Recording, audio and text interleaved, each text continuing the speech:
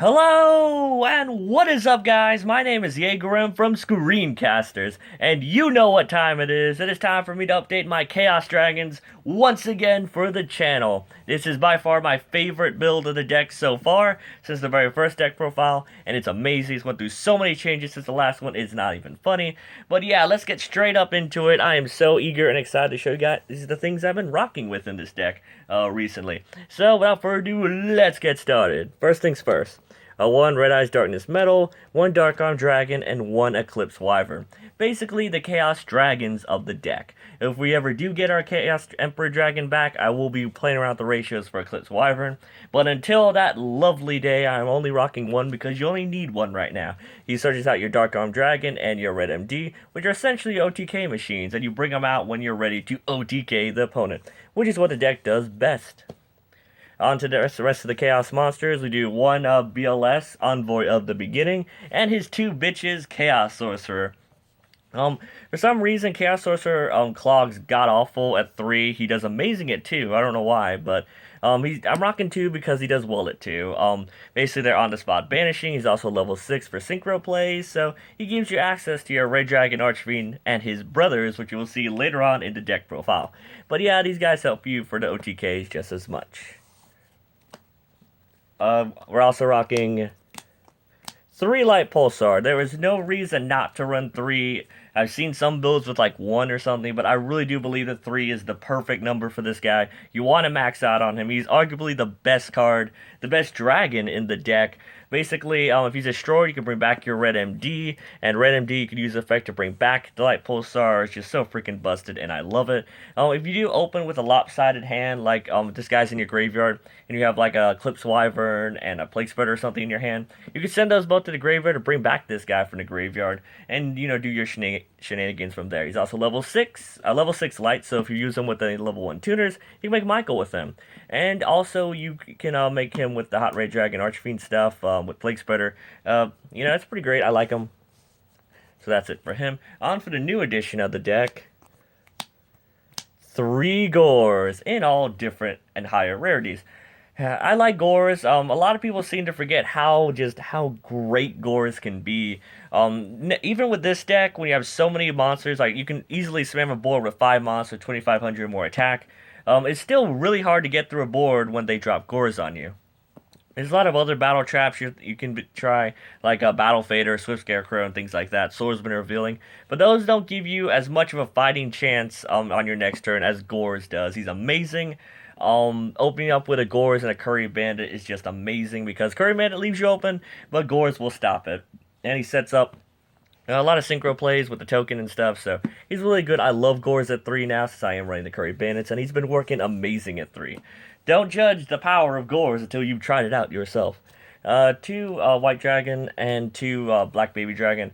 They round out your Chaos Monsters of the deck. Not much to say about them. You use them for synchro plays and they float for you, and if you mill them, not too bad. You can just banish them for the Chaos Monsters, the other one. So that's it for the Chaos Monsters. On for the engines. For the first engine, which is our Light Engine, which is the main source of our mills, we're running 3 Lightsworn Raiden. He's a level 4 tuner, and since you are running the Red Dragon Archfiend Bane, it's just amazing. You can get 6 cards milled off with this guy if you do that. Basically, Bane does battle damage, special summon a tuner from your deck and graveyard with the same level, and Raiden's level 4.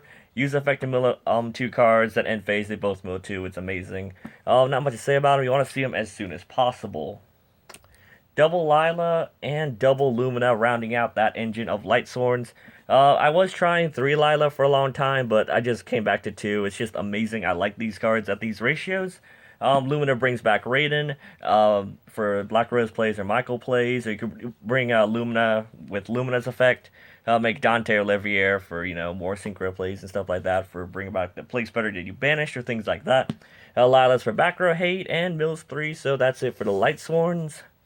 On for my favorite part of the deck, the dark engine of the deck. I've been looking for a long time to find a suitable and just dark engine for the deck, and I believe I truly have found it. It is the Tour Guide engine. We do 1 Tour Guide from the Underworld, 1 Scar, Malbranch to the Burning Abyss, 1 Seer, Malbranch to the Burning Abyss, and double Curry Bandit. All these cards work amazingly, not just with each other, but with the rest of the deck. Tour Guide searches out these three and sets you up for Dante. Scarm searches out any of these three when he's in your graveyard during end phase, which is pretty good. Sir, you can do the Sir loop with Dante. I am trying to run more Burning Abyss cards, but that'll be for a separate time. Curry Bandit with Gores is, as I stated before, amazing. You get a free spell if you mill it, so that's pretty great. Yeah, basically this is the Dark Engine I found for your deck. If you have like missing one more Dark for Dark Arm, but you need a Dark Engrave, you could literally just special summon the Seer or something. They'll immediately go to grave if a monster's not Burning Abyss, which is just so freaking great. I love that. They won't get their effects if you use a special summon aspect of them, but who cares if you have the OTK. So yeah, that's it for the Dark Engine. I really do like it. Not much to say about that. For the tuners, other than Raiden, we do double Plague Spray Zombie, 1 Jet Synchron, and 1 Glow Up Bulb. Reoccurring tuners, my favorite part of any Synchro deck. It's awesome. Not much to say about him. You can top deck a card to bring Plague back. It gets banished. But you can bring it back with Levier, so that's good. All these work in Grave, and they all have their own uses. You only need 1 Glow Up Bulb because it's once per duel. You can try multiple Jet Synchrons, but I really do like it at 1. I can't find room for another one. So that is it for the monsters. On for the spells. Double Charge Light Brigade, arguably the best card to open up with in no matter what hand you have. Basically sets you up for Michael plays if you mill Raiden and search off your Lumina, or if you really need to get that Raiden, this will help you out for it. 1 Soul Charge because you do mill and your graveyard is basically another resource for you. 1 Allure Darkness if you open up multiple Gorses or things like that. It gets your draws and helps fixes your hands. 1 Dark Hole. 1 Raigeki because we do want OTK as much as possible. Clearing the board is just one of the few things that helps us more than anything else, so that's pretty good. And 1 Foolish Barrow to unlock the entire deck for us. Send your last Dark for Dark Arm, that last Light for BLS. Send Scarm to get a Tour Guide during end phase. Send Wyvern so you can search out your Red MD. There's just endless things you can do with Foolish Barrow. And last card of the deck, it is not a spell, it is a trap. And I can't believe I've not tried this trap before, but I'm so glad I did. It's doing amazing in testing. Ka-cha! Treacherous Trap Hole. I love Treacherous Trap Hole in the main. It is so freaking good. Its effect is destroy 2 monsters on the field. You have to basically have no traps in the grave to activate and resolve this. The best part about it is that it does not target, so fuck you, Dark Destroyer. I really do like this card. It's so unsuspecting, because if you set a card, they're always going to think it's be Breakthrough Skill or Royal Decree. They never see it coming, and that is their downfall. I love this card.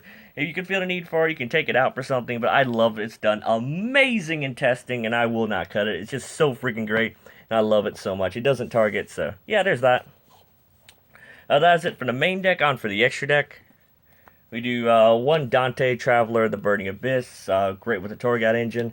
1 Levier for even more plays. We already got your grave set up, and you don't want to go into Dante, go into Levier, and bring back the stuff you banished, so be more strategic. And 1 Gauntlet Launcher, basically controlled board wipe, basically attached to destroy 2 monsters, basically.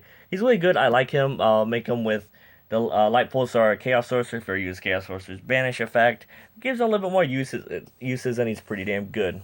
That's it for XYZs. On for the Synchros, which is the biggest part of the deck. 1 Armades Keeper Boundaries, and 1 TG Hyper Librarian for level 5s. 1 Goyo for your level 6. 1 Black Rose, and 1 Michael for your level 7s. I don't like Clearwing. I tried Clearwing in the deck, and it was just such a win harder card. Like, I had established board, and I could either went into Clearwing, or Black Rose, or Michael. Almost always wanted to go into Michael, so there's that. Not much to say about these. These are the ones I've always been rocking, and they're doing amazing. Librarian lets you get so much advantage, because you can synchro like a storm of the deck. I love it. For level 8s, 1 Scrap Dragon, 1 Void Ogre, 1 Beals, basically level 8s of the deck, they're so amazing to make. You basically need Plague to bring out these 2 out with your Chaos Sorcerer Light Pulsar, but it's so worth it. And Scrap Dragon, you could use it to destroy your Light Pulsar, blow up a card in your opponent's field. If you have Red MD engraved, you can bring back the Red MD with Pulsar's effect, and then loop with that, Red MD bring back Pulsar and cool shenanigans like that. Pretty damn good. We can also do the Scrap Dragon Beals play just as well. And since you do go empty-handed often, Void Ogre has actually been one of the MVPs of the extra deck. On for Hot Red Dragon Archfiend. One Hot Red Dragon Archfiend. You can try Scarrite. I don't have a Scarrite, but if you need for it, you can put them in there. One Hot Red Dragon Archfiend Abyss, and one Hot Red Dragon Archfiend Bane. These cards are so amazing, just so freaking great, and so easy to make and manipulate in this deck. Especially Abyss. I love Abyss the most out of like the entire cards in Extra Deck. He's basically a Quasar. They try and Regeki your board or something. He just says no because Regeki will be face up on the field. It's pretty great. And if he does battle damage, you can probably summon one tuner from your graveyard. So basically use a Gloat Bulb to make this guy with the Hot Red Dragon Archfiend. Bring back the bulb, synchro that with this guy to make Bane. Bane's effect, tribute out a monster, special summon basically this guy again. It's so great. And if Bane does battle damage, you can special summon one tuner from your graveyard and deck with the same level. So get, Plague Spreader, have one engraved, there's two of them. Jet Synchron, he's engraved, there's your bulb, you have a Raiden engraved, which happens the most, you get two Raidens. So he just established so much advantage, he's so good. And you get so many OTKs because, most of the time I use a Hot Red Dragon Archfiend to synchro to make him. So his tribute effect's always going to be live, so it's just so freaking great. These cards are amazing, especially during main phase 2. And for last, your extra deck is a monster you don't really want to make during your main phase 2, which is one Leo, Keeper of the Sacred Tree, because he's basically really vulnerable during main phase 2. So he's a really good, first turn play if you feel the need for it. But yeah, that is the Chaos Dragon deck profile, guys. Hope you guys enjoyed it and all the changes that came from it. It's so freaking amazing. I love all the engines and how they blend together and just mush together in an amazing way. I really do love this deck. I hope you guys enjoyed it. If you have any questions, comments, or suggestions, just leave them down below. I'll be answering you guys as I usually do. Don't forget to like the video, comment the video, and subscribe to my channel to see more epic and amazing videos similar to this one. My name is Jager-M from Screencasterz, and I am signing out. See you guys.